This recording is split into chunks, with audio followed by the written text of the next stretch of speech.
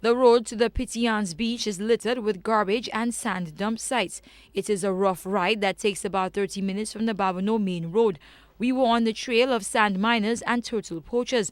Along for the ride were fully armed SSU officers as well as forestry and Crown Lands personnel.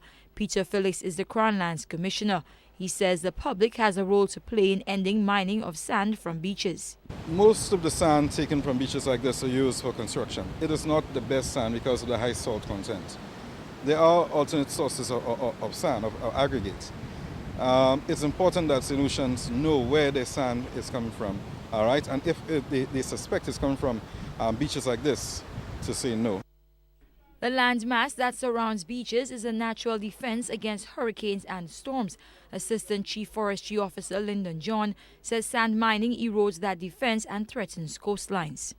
This is the kind of area that becomes vulnerable during the season, particularly the hurricane season, because if you look at the background here, they've basically been digging into the vegetation line and undermining that. So what you find is that during the time of storms or currents, the sea is just washed in, it's unchecked, and further degradation occurs. Both men are also concerned about protecting the beauty of beaches like Pithians. Felix says the beaches exist as much for recreation as a natural protector. He says it is a national responsibility to ensure they are protected. This area is a very beautiful area which not many people know about. And if the rate of sand mining continues, most of St. Lucians will never see it in its natural state. John also worries about the lack of ownership of landmass around the beaches. He says St. Lucians need to take ownership of the beaches they use as a regular form of recreation. From a forestry standpoint, we are conscious of the wildlife here. We are conscious of the natural resource attributes, the beauty of this area.